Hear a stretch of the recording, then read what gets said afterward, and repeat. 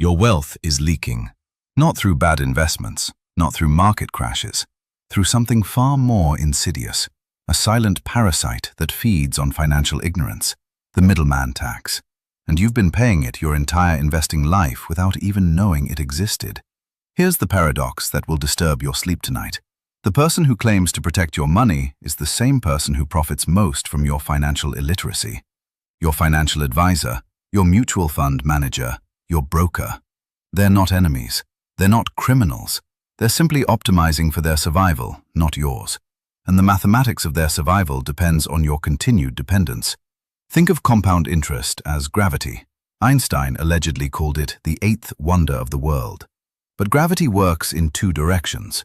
It can pull your wealth upward, accumulating mass over decades, or it can pull it downward, bleeding value into the pockets of intermediaries who've convinced you that investing is too complex for normal humans. It's not. The complexity is the product, confusion is the business model, and you're paying premium prices for both. Let me show you the actual numbers. A typical investor with a $100,000 portfolio paying 1.5% in fees loses $30,000 over 20 years, assuming 7% market returns. That's $30,000. Gone. Not to market volatility, not to economic downturns, to fees. But that's just the surface. Dig deeper and you'll find layers upon layers of extraction that make that 1.5% look almost charitable. The visible fee trap. This is the one they tell you about, the management fee, usually between 1% and 2% annually for actively managed funds. Your advisor smiles, shows you glossy charts, promises alpha, beating the market, sophisticated strategies. What they don't tell you is this. According to S&P Dow Jones indices, over 90% of actively managed funds underperform their benchmark index over a 15-year period. 90%. You're paying extra for worse performance. It's like paying a premium for a slower car and calling it an upgrade. But wait, the mathematics gets darker. That 1.5% fee isn't 1.5% of your gains. It's 1.5% of your total assets, every single year. Whether the market rises or crashes, whether your portfolio grows or shrinks, the fee keeps coming. It's not a performance fee, it's a subscription to hope. And hope is the most expensive financial product ever sold. Let's run the actual calculation. You invest $100,000. The market returns 7% annually. Sounds reasonable? In 30 years, with no fees, you'd have $761,225. Beautiful. Now, apply that 1.5% annual fee. Your end balance? $432,194. You just lost $329,031 to fees. Over $300,000. That's not a fee. That's a fortune. Your fortune. Redirected into someone else's retirement account while they thank you for your business. The wealthy don't pay these fees. Warren Buffett doesn't hand 1.5% to a fund manager. He's repeatedly recommended index funds for normal investors. Jack Bogle built Vanguard on this principle: low-cost index funds. The rich understand something fundamental. In investing, you don't get what you pay for. You get what you don't pay for. Every dollar you save in fees is a dollar that compounds for you instead of for them. The turnover tax. This trap is nearly invisible, hidden in the fine print. Your actively managed fund trades stocks frequently, chasing performance, reacting to news, following trends. Each trade generates costs: brokerage commissions, bid-ask spreads, market impact costs. These don't appear in the expense ratio. They're buried in the fund's performance. Invisible vampire bites. But here's where it gets truly expensive. Taxes. When your fund manager sells a winning stock, that triggers a capital gain. In a taxable account, you pay taxes on that gain. Even if you didn't sell anything, even if you're holding for the long term, the fund's trading activity generates your tax bill. You're paying for their impatience. The average equity mutual fund has a turnover ratio of 63% annually. That means the fund manager replaces nearly 2/3 of the portfolio every single year. Why? Because activity looks like expertise. Sitting still looks like doing nothing. And they can't charge premium fees for doing nothing, even when nothing is the optimal strategy. Consider this. A tax-efficient index fund might have 5% annual turnover. Your actively managed fund has 63%. Over 20 years in a taxable account, the tax drag from that extra turnover can cost you an additional 1% to 2% annually. Stack that on top of the management fees, you're now paying 2.5% to 3.5% per year in total costs. The market returns 7%. You're surrendering half of your returns to middlemen and the IRS. Half.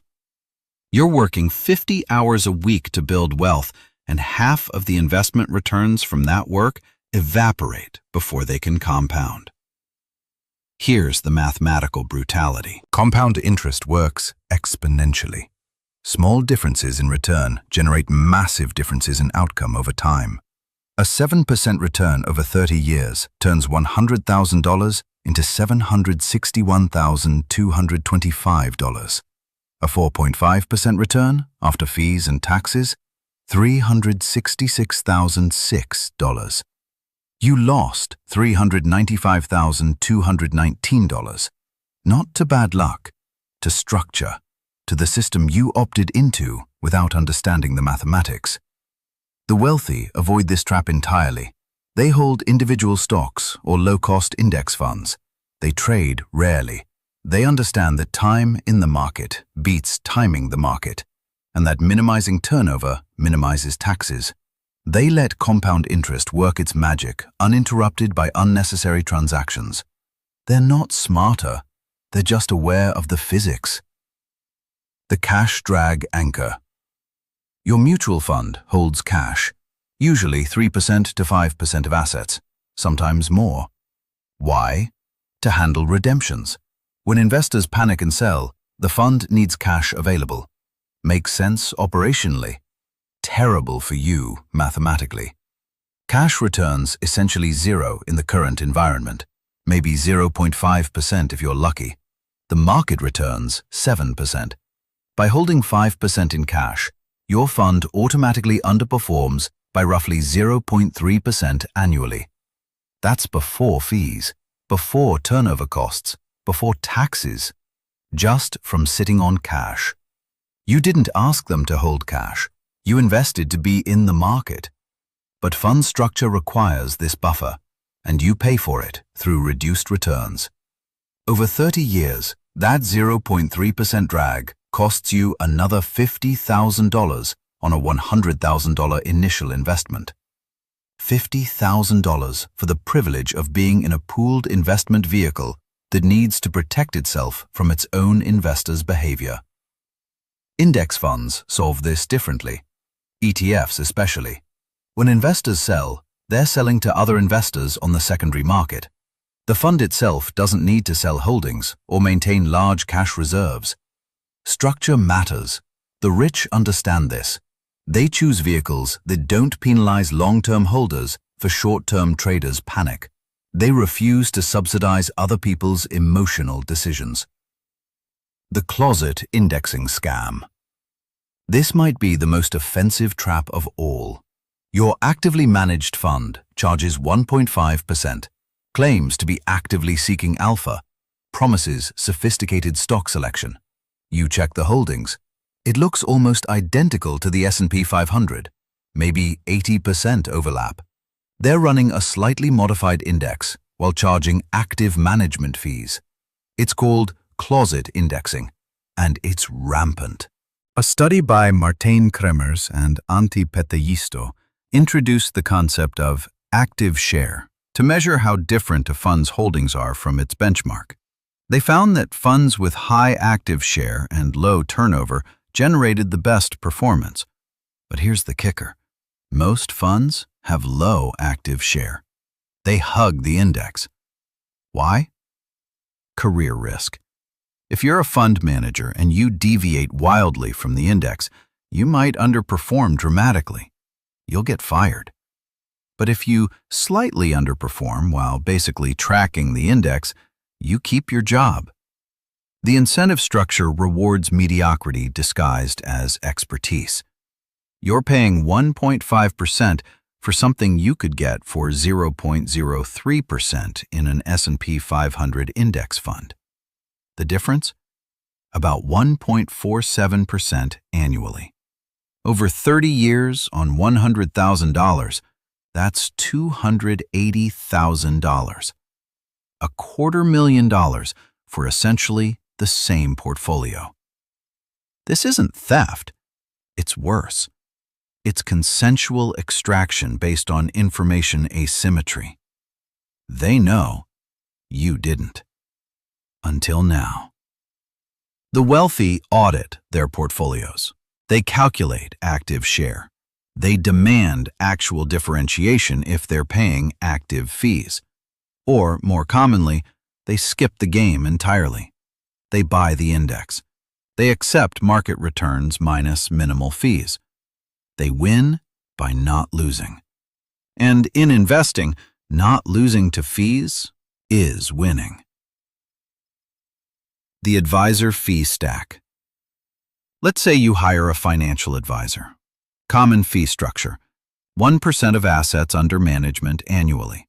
That's on top of any fund fees. So now you're paying 1% to the advisor plus 1.5% to the mutual funds they select. Total, 2.5% annually. But wait, there's more. Some advisors receive commissions from the funds they recommend. These are called load funds. You might pay a 5% sales charge up front. That's $5,000 on a $100,000 investment before your money even enters the market. The mathematics is staggering. Front-end load of 5%. Your $100,000 becomes $95,000 immediately. Then you pay 2.5% in combined annual fees.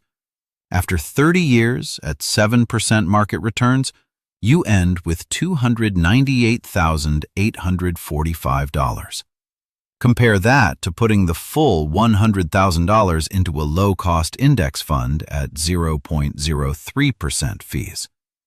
End balance, $747,856. The difference? $449,011. Nearly $500,000. That's not a fee. That's generational wealth transferred from your family to theirs. Financial advisors will tell you they provide value beyond investment selection, tax planning, estate planning, behavioral coaching. Some do. Many don't. And here's the critical question. Is that value worth $449,011 over 30 years? Could you learn basic tax efficiency and estate planning for less than $500,000? Of course you could. But the industry has convinced millions of people that money is too complicated, too dangerous, too important to handle themselves.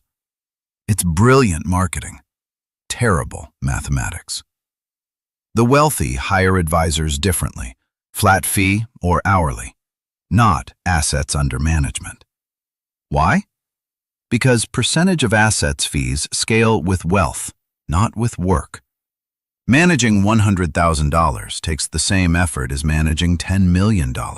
Same number of accounts, same rebalancing frequency, same annual review. But 1% of $100,000 is $1,000. 1% of $10 million is $100,000. Same work, hundredfold difference in pay. The rich refuse to accept this structure. They pay for time and expertise, not for the privilege of letting someone touch their money. The inflation erosion accelerator. Here's where the fee structure becomes truly devastating. Inflation runs roughly 3% annually over long periods. The market returns about 7% nominally. Your real return before fees is 4%. Now apply 2.5% in total fees. Your real return drops to 1.5%. You're barely beating inflation. Your purchasing power grows at a crawl.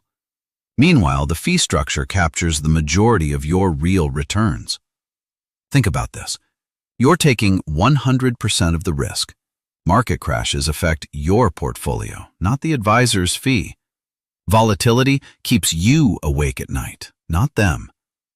But they're capturing 62.5% of your real returns, 2.5% out of 4%. You get 37.5%. They get 62.5%. For what? For selecting funds that mostly underperform and charging you for the privilege. This isn't a partnership. It's wealth extraction masquerading as financial services.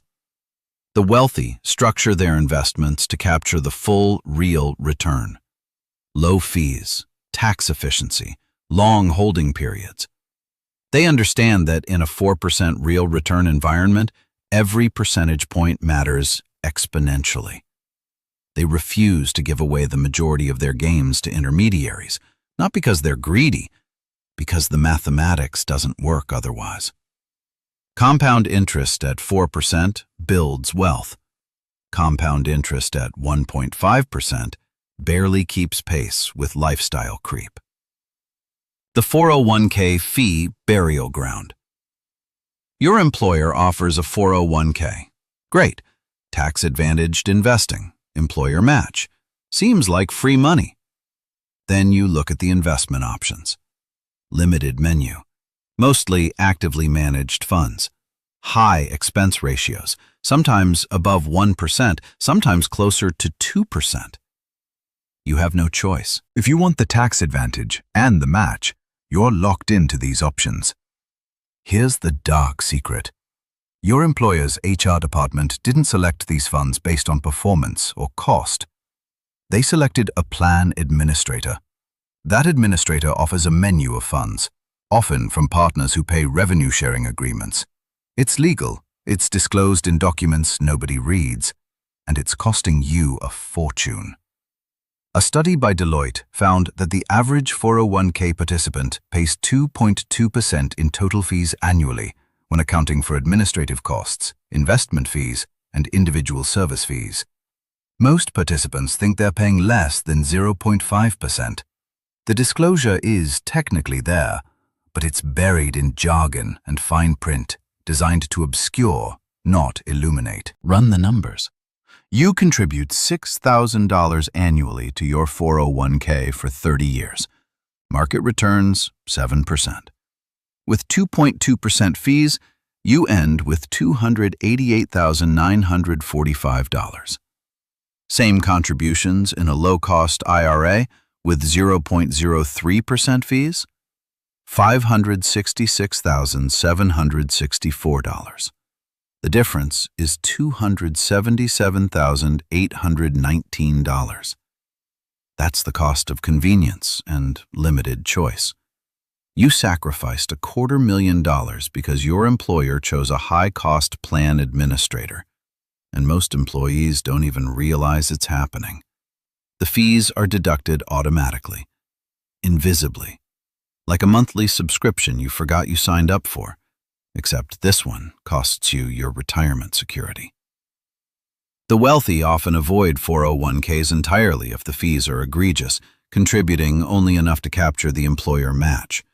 They max out IRAs first, where they control the investment choices and can select low-cost options.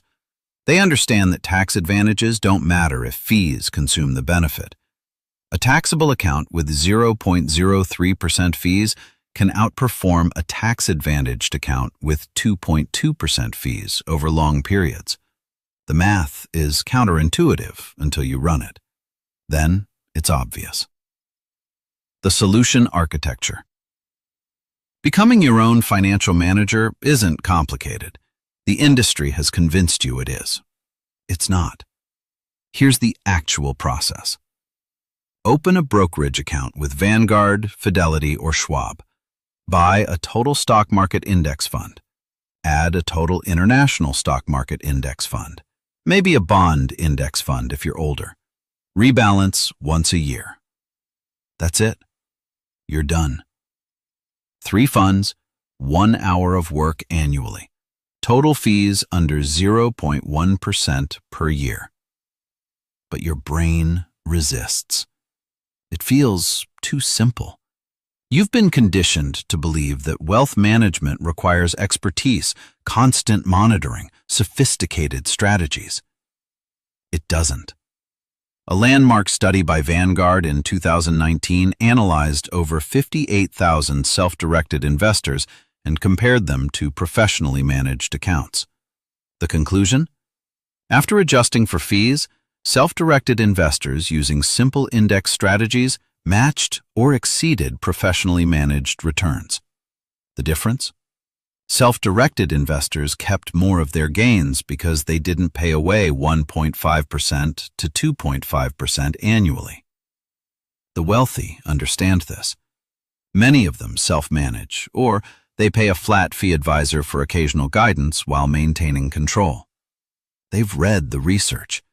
They know that the Oracle of Omaha himself bet $1 million that a simple S&P 500 index fund would beat a collection of hedge funds over 10 years.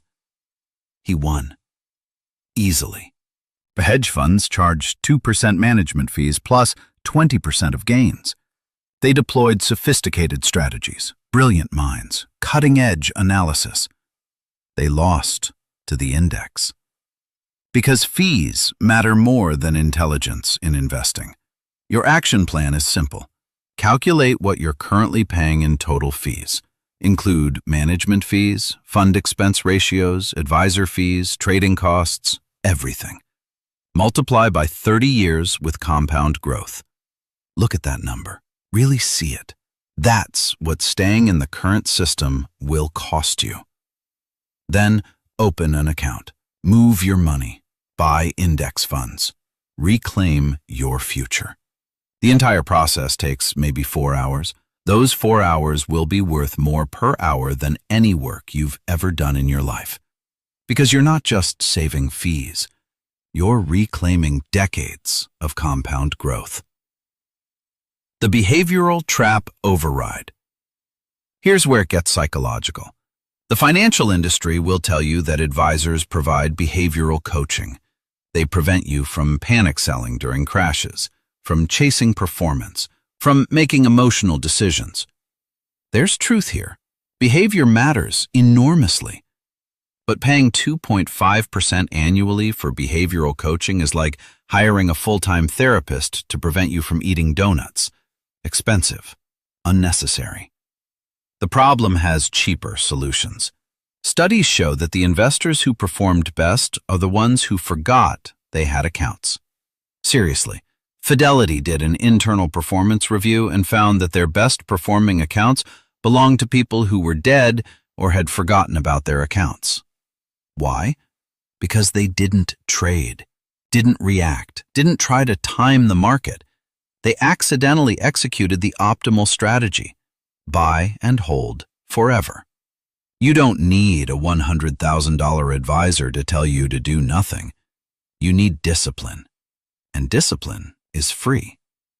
Here's your behavioral system. Write down your investment plan on paper. I will invest X dollars monthly into Y index funds and will not sell for Z years regardless of market conditions. Sign it. Date it. When the market crashes and your brain screams, "Sell everything," you pull out that document. You read it. You remember that market crashes are temporary, that selling locks in losses, that recovery is inevitable. That document is your advisor. It costs nothing.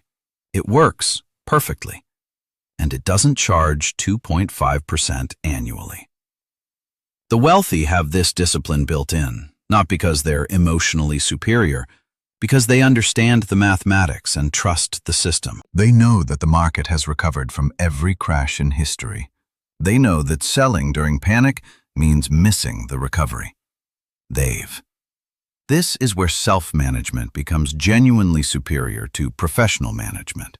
When you control your own portfolio, you control the tax consequences. You decide when to sell. You decide which lots to sell, highest cost basis to minimize gains. You can tax loss harvest systematically. These strategies can save you 0.5% to 1% annually in a taxable account. That's comparable to the fees you're avoiding. The total benefit of self-management isn't just fee savings. It's fee savings plus tax optimization. Here's how it works. The market dips. One of your holdings drops 10%.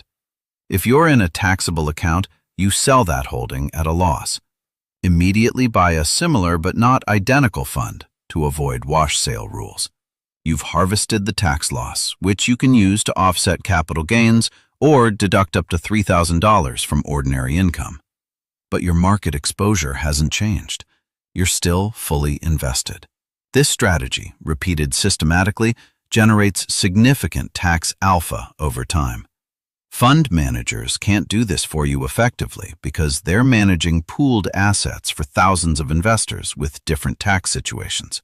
The wealthy employ this religiously. They run tax loss harvesting algorithms.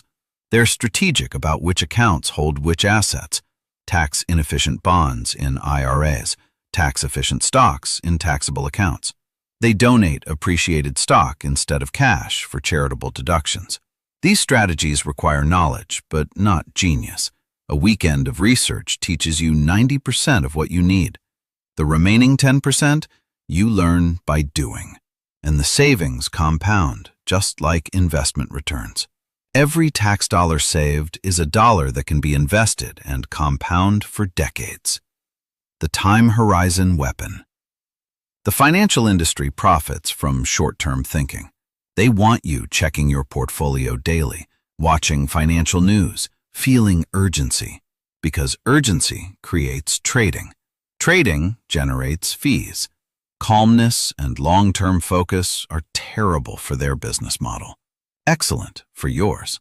When you extend your time horizon, fee impact becomes devastatingly clear. Over 1 year, 1.5% in fees seems almost reasonable.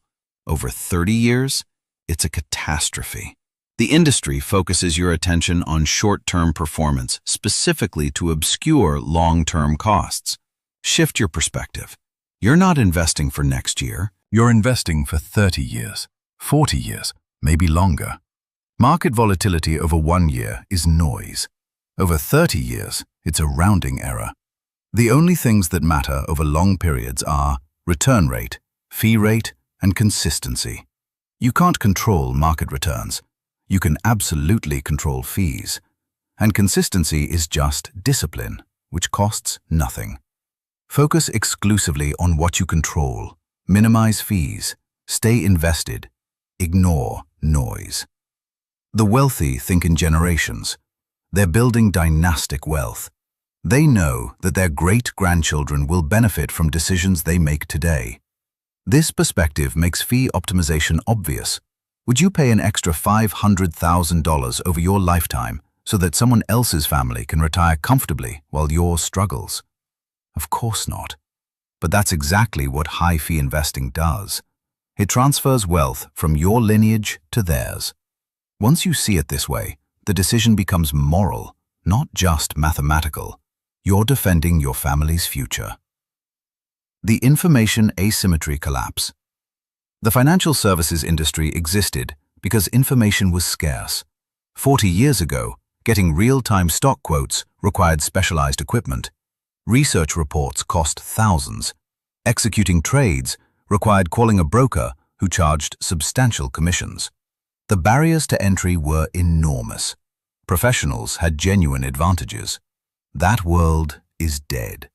Information is free. Research is abundant. Trading costs nothing. The barriers have collapsed.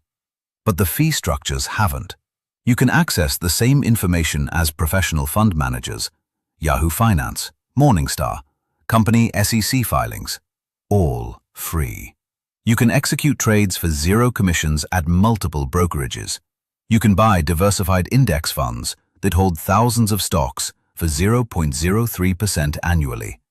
The playing field has leveled.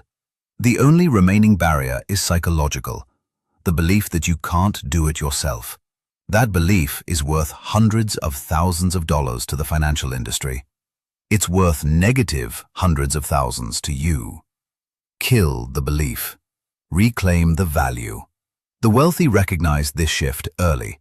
They stopped paying for what became commodified. Information? Free. Trading? Free. Diversification? 3 basis points. What's actually scarce and valuable? Tax strategy for complex situations. Estate planning for 9-figure estates. These specialized services they'll pay for, but basic investing? They handle it themselves or pay minimal fees. They adjusted to the new reality. Most people haven't. They're still paying 1990s prices for 2020's commodity services. The compounding freedom equation. Here's the final mathematical revelation. Every dollar you save in fees compounds. A $1,500 annual fee savings on a $100,000 portfolio invested at 7% for 30 years becomes $141,761.